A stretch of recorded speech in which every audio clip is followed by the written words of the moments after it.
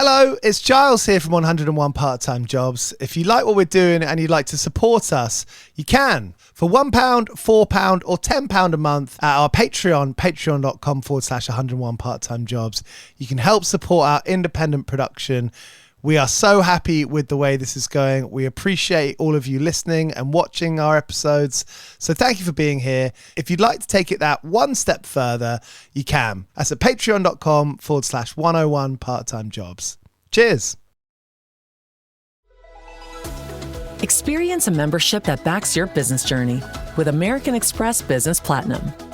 When you pay with membership rewards points for all or part of an eligible flight booked with a qualifying airline through Amex Travel, you can get 35% of those points back, up to 1 million points back per calendar year. American Express Business Platinum. There's nothing like it. Terms apply. Learn more at americanexpress.com/business-platinum. Pool days call for cookouts and lots of laundry. This Memorial Day at Lowe's, save $80 on a Charbroil Performance Series 4-burner gas grill. Now just $199. Plus, get up to 45% off select major appliances to keep dishes, clothes, and food fresh. Having fun in the sun is easy with us in your corner. Our best lineup is here at Lowe's. Valid through 5/27. While supplies last. Selection varies by location. See associate or Lowe's.com for details. Yeah, I was having a conversation with my neighbour about when someone is in a popular band and they come from a wealthy background. Of course, there is a legion of people that say, "Oh, well, they could only write that song because they had time to do it." People still have a lot of time and don't write good music as well. Yeah. So there's not just one way that it works. For me, where I started out, I came from like a working class background, but my mum in particular worked so hard to just make sure that I had every opportunity and that I could have like music lessons and do all the things that I wanted to do. But it wasn't all like it was also a nice balance because it really made me appreciate working and it made me appreciate money and the things that I had. So it wasn't like taken for granted. Yeah. But I think that also instilled into me like the attitude of you have to work hard to get something. And like I've always, still now have like jobs. I'm doing music still, but it's not like the dream is to just be making my music and live off of that. And I think I am getting closer, but like growing up, I always had a part-time job. Yeah. And when I started doing this project, at the start, I had some pretty bleak part-time jobs. And there should be no shame in that. Yeah, no, not at all. Like, I think it's very normal and it's good to talk about it as well. British people, we're not massively good at talking about money. Just specific, like, we're just not, like, I'd never asked, there are times I probably could have asked my colleagues, like, how much are you getting paid? Am I, we getting paid the same? Yeah. But I think as a culture, we're not massively good at doing that. Yeah, it's interesting, isn't it? Why is that an intentional kind of thing? Yeah, and who does that benefit? Divide, exactly. When did you start taking? Because I think of music, obviously people do it for fun. Like there's like a serious fun element behind it. Yeah. Was there like a period of time where it went from something that you took lessons doing and appreciated those lessons, and then you kind of started to make it your own? When did you start to make it your own? I think at school, when I started playing sax when I was 14. So I was like raised with music and always encouraged to be creative and kind of curious, but it wasn't just music. It was in like all kind of art and different things. But I played piano when I was just starting, and then I played violin for a while, which my parents hated because it sounds so bad to start with, as does saxophone for a while. But I started playing sax when I was 14 and something just clicked with that, and from there I was having lessons at school, getting involved with every band that I could, and then outside of that, youth bands. And at that point, I knew that I wanted a career in music, but I didn't know exactly what it would be or if it would end up being sax. And then it just became clearer and clearer that was the path. Nice. Was it alto sax? Yeah. Really I played a bit of tenor as well. That's hard to play as well. Yeah, alto saxes can be pretty squeaky. Yeah. I had a teacher actually when I was like 17, I think, who was a tenor player, and he refused to teach me alto because he said tenor was harder. Okay. So I was like, okay, we'll do tenor lessons. Did you do the ska band route? Did you go into ska bands? No, I did like salsa bands cool. for a while, which was fun. But yeah, when I got to uni, I was playing in lots of originals projects, and they were like collaborative, and then which I loved, and at that point I could have done that for my whole life because I really enjoyed it. But then got to my final year at college, and we had to do a recital for the final thing, and I just wanted to basically have a go and at doing my own writing and starting a project, because I was just interested to see basically if I could do it and if I would enjoy it or not. And I kind of thought that I wouldn't, because I'm quite, it doesn't, in a lot of ways on paper, it doesn't fit with my personality, and I didn't think that I'd enjoy taking control or like being the centre. So many different things like that to think about. Yeah, it's not just playing the instrument. Yeah, exactly. But it turns out I really did enjoy it, and I think it wasn't just the control part, but it was like getting to create something that was just mine. Yeah, and I really, really loved that feeling. And I think it was that from that point I was like, okay, this is my path. And one of those bands was called Jasmine. Yeah, well, yeah, that was the start of this. You're putting yourself out there. Yeah, that was the start of this project. Cool. Basically. And my name is Jasmine. That's my real name. No one can argue against it. No one can tell you it's a bad band name. You're like, shut the fuck up. It's literally my name. And because it's instrumental, obviously it happens for people with lyrics as well, but will it happen that you write a song and you get something out of you're not really quite sure what it is, and maybe you look back on it later on and you're like, oh, that's what I was getting out? Yeah, I think so, actually. A lot of my music is kind of a hindsight thing when I'm realising the meaning behind it. I think the one example of this that comes to mind is when I was writing Words Left Unspoken, which is a track from my first album, and that was about my gran passing away. And I remember sitting down to write that, and I was really just processing a lot of the grief, I think, and that it's one of the most important tracks that I've written, really, and it just feels, you can kind of feel the emotion in it every time we play it. It's one of those, and that was really important. But it's such a funny one. I don't think it's really the same each time. Sometimes it feels that way, and then sometimes it's coming from outside inspiration as well.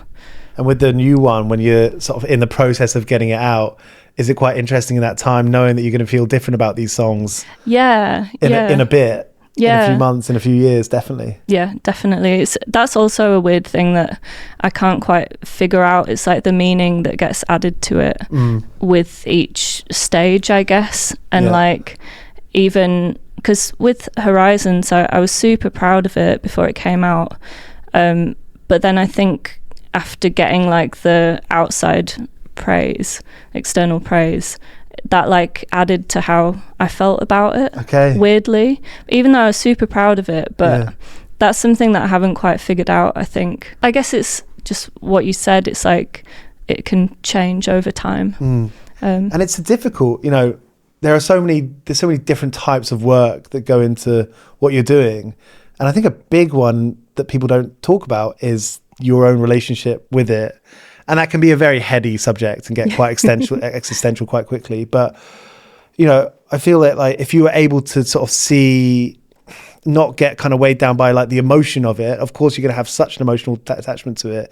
If you're able to kind of pull away from that and look at it as an objective thing, maybe that would make your life a bit easier. But I imagine it's impossible to do that because you're so interconnected with it. Yeah, this is kind of what I mean. Like, it's hard to figure it out sometimes, and I don't really know the answer. I think there's so many different layers to it, of like why I like making music, and like why I'm creating songs and stuff. It's definitely like the process is for me, and it's my favorite thing to do. And like I said, it's very cathartic, but also I love getting to perform them, and then it becomes for other people in a way as well. And then interesting tying that into making it a financially sustainable career. So different to the actual album, isn't it? Yeah. I'd say I love the album Where Light Settles. When Light Settles, Where Light Settles. Where Light Settles. Where Light Settles. Great title. Thank you. Really lovely. And I've been listening to a lot of Radio 3 Unwind when I go to bed over the last few years. I'm like, this is such a nice, it's great that there's a world that exists, like a media world for that. And I think festivals like Green Man and End of the Road, they're having a lot more. Maybe they already have done, but there are opportunities out there for you. You know, there are places where your music makes sense.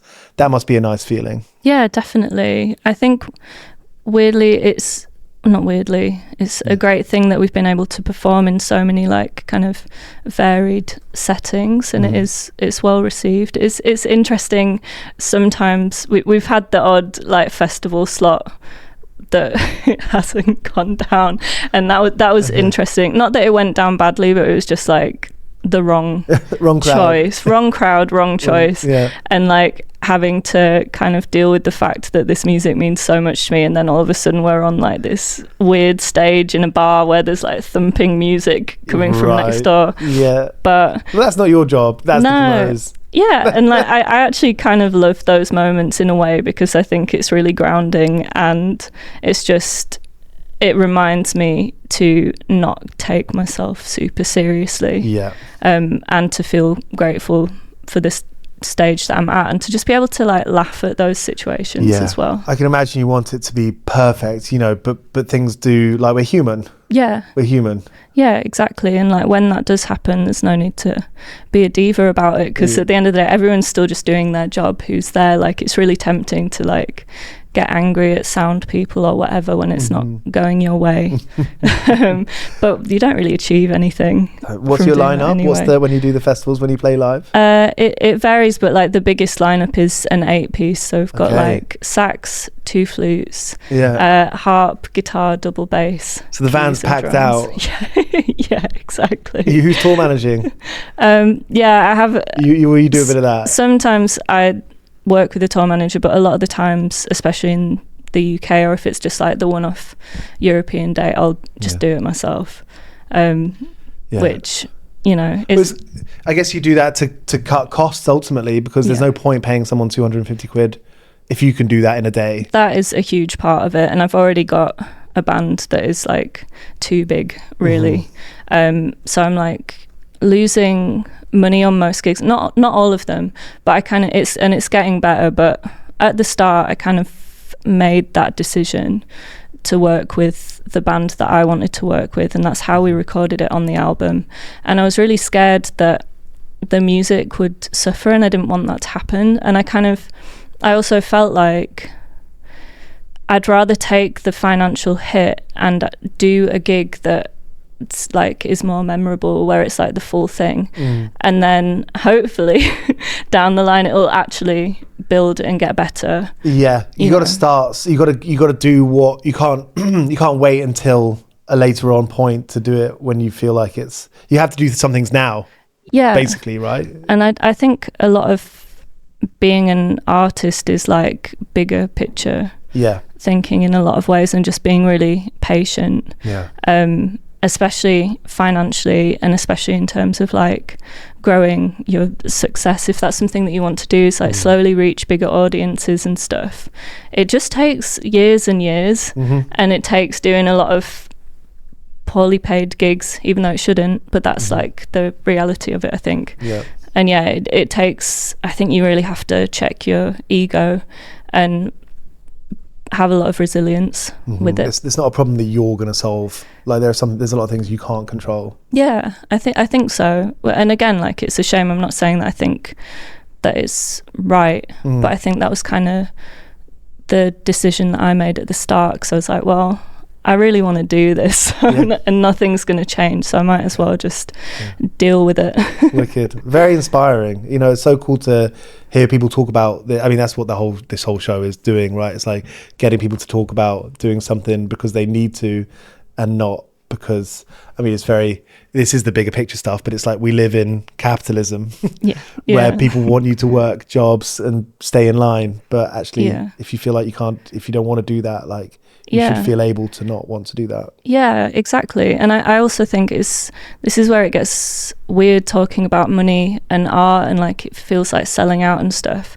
I think for me, I don't necessarily care about the success, but I definitely don't want to, like, I want to do what I love to earn money, basically, and I don't want to be doing just like shit jobs. Yeah, totally. I don't want to be in like my 40s and not have my thing, you know. I only want to be doing the music that I love, and I think you do kind of just need a plan and direction, big time, to achieve that. So love it. 101. What are some of the shite jobs? I'm a big fan of the moments where you're in those jobs and you're like, what the fuck am I doing? Yeah, I've had some bleak ones. I worked in like for an online toy company doing like packing. This was in lockdown. I did some of my bleakest jobs in lockdown, and this is when I was writing Horizons. So yeah, it's extra bleak. That's why when I got home and was writing, I was like, determination. I need this. But yeah, I worked for an online toy company in like a warehouse where I was just like shelf picking. Oh, so you were going in during lockdown? Yeah. Wow. Yeah, and that was also wearing all the masks. Bad. Yeah. A lot of people weren't wearing masks, and it was just rubbish. And then towards the back end of lockdown, I quit that job, and was doing like cleaning. I was like a mobile cleaner going to people's houses. And that was really hard work and just rubbish as well, and not paid enough. And then I worked in a bar for a little while, which was actually a lot better. Good one. It's called Hyde Park Book Club. It's a really cool venue in Leeds. Yeah, wicked. Where I'd gigged there a lot as well, and like knew everyone, so that was nice. It does make a difference. When I worked up here, like this was the first sort of sociable place I ever worked, like in my late 20s. And I was like, like you can meet friends at work. That's nice. Yeah, that was also another thing that like changed massively after lockdown. We were talking about this the other day actually in my house, because we were saying it's so hard now to balance like work and socializing, and music and everything. But I think before lockdown, our social lives, this was in Leeds, so it's like a really small community, and like the jazz scene was super small, but we just did all of our socializing when we were playing gigs or like going to gigs and jams and stuff. So that is the social life. Yeah, exactly. I didn't really realize that until after lockdown, where it was like, oh, we can't do that anymore. Everything's changed. I think people define themselves by that.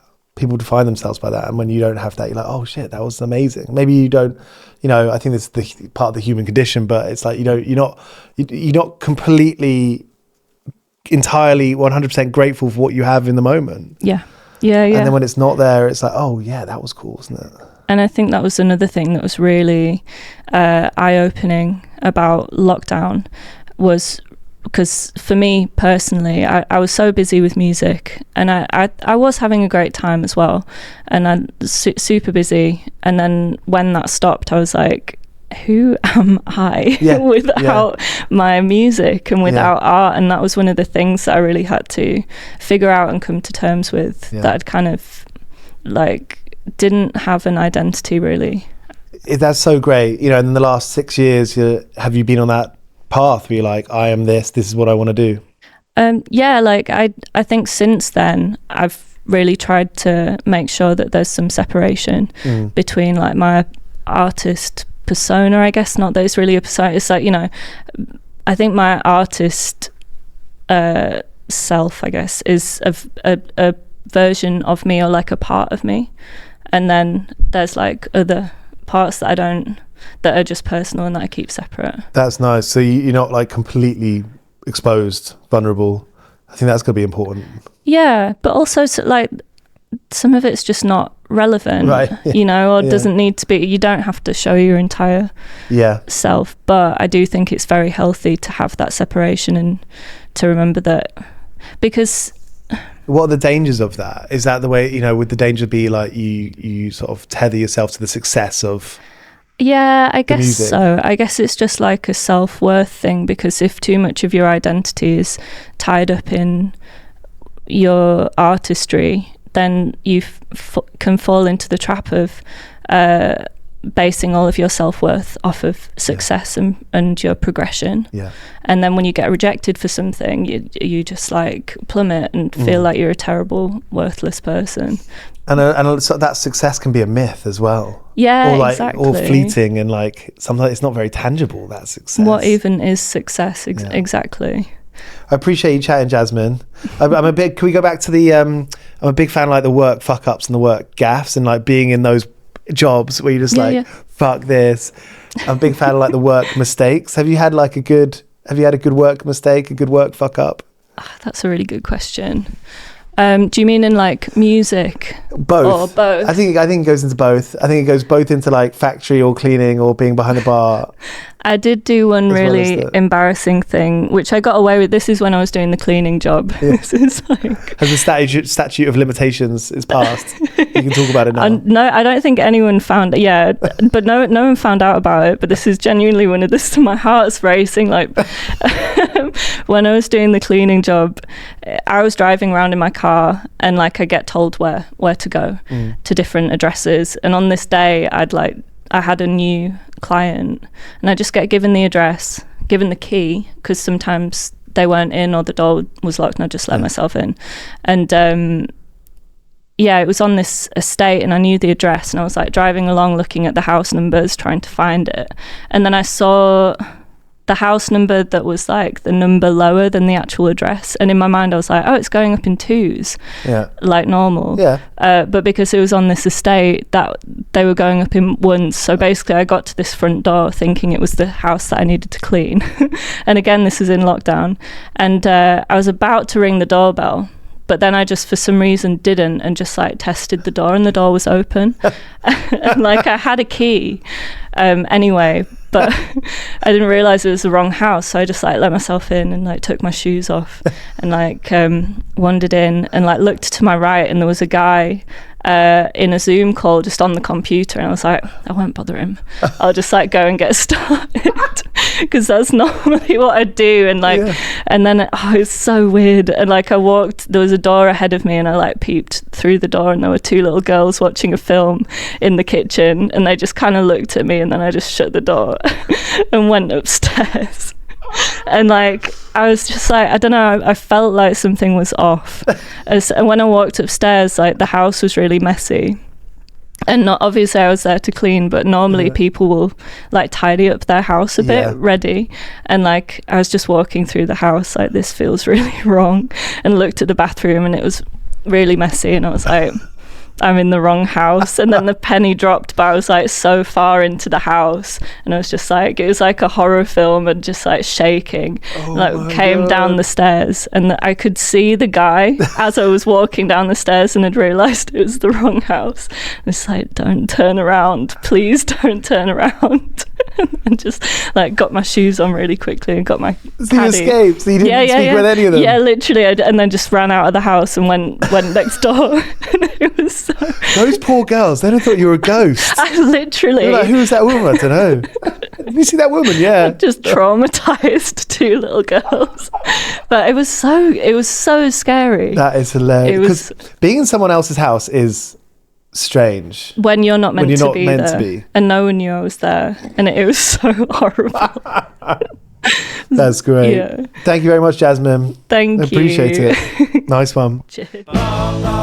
So that was Jasmine Myra here on 101 Part-Time Jobs. Her excellent second album of instrumental, extremely calming music is called Where Light Settles, and it's out tomorrow. So by the time you're hearing this, it'll definitely be out. Go and listen to that album, Where Light Settles by Jasmine Myra. And if you want to go back and listen to some recent episodes of this show, we've recently had Stuart Lee, Nats, Nothing, Arlo Parks. And to keep on getting this show, subscribe.